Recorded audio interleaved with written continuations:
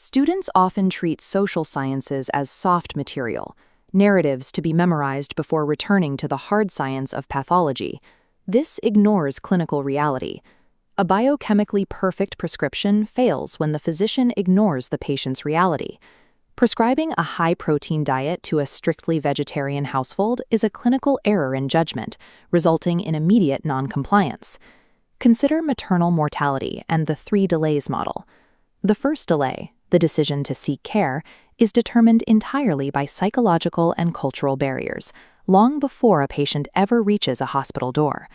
We are breaking down the architecture of health behaviors, first by analyzing the micro-level psychological modifiers of individual patients, and then by measuring the macro-level statutory metrics of national safety nets like the ESI Act.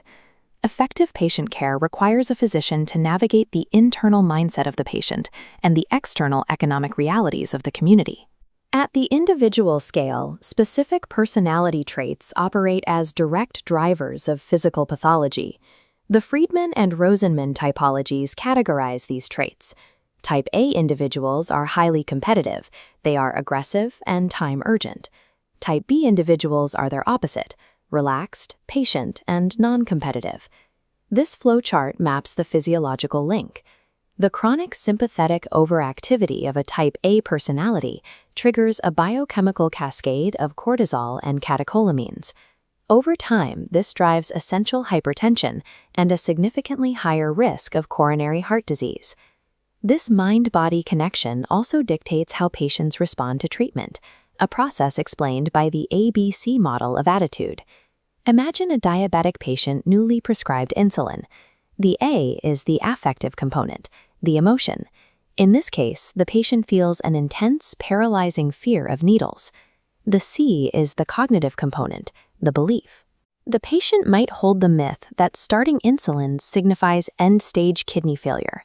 The B is the behavioral component, the resulting action.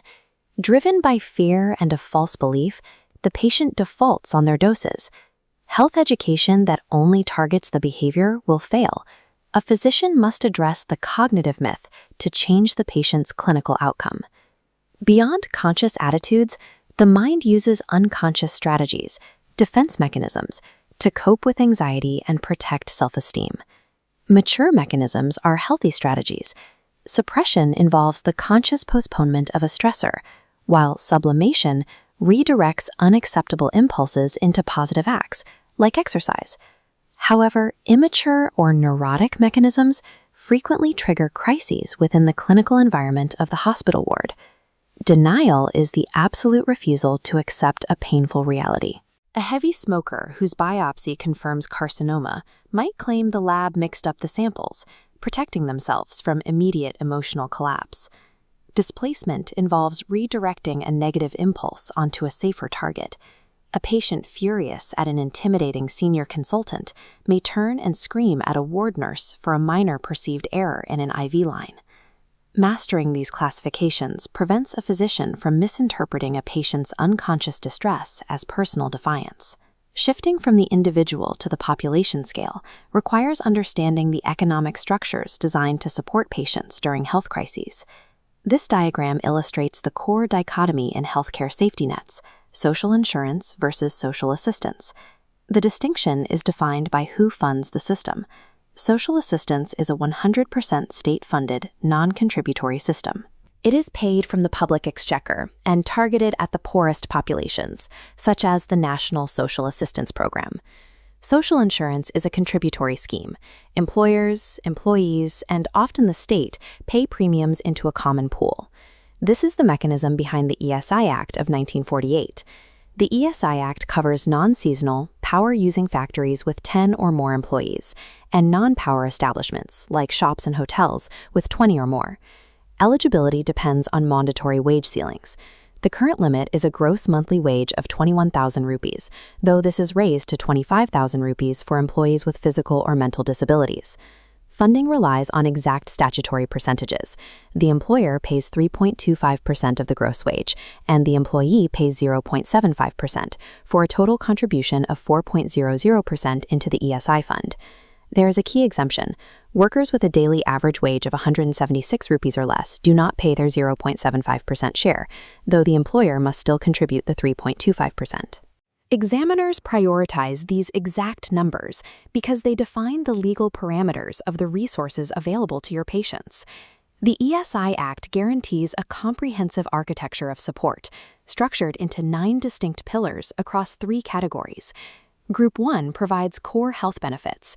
The medical benefit offers full, cashless care to the worker and their family from the first day of employment, with no financial ceiling on treatment costs.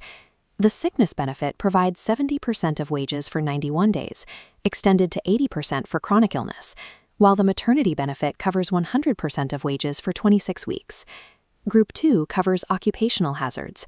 The disablement benefit provides 90% of wages for injuries, while the dependence benefit grants a 90% lifelong pension to the family if a worker dies from an industrial accident. Group 3 covers auxiliary and funeral costs. This includes a 15,000 rupee lump sum for funeral expenses, alongside funding for vocational and physical rehabilitation.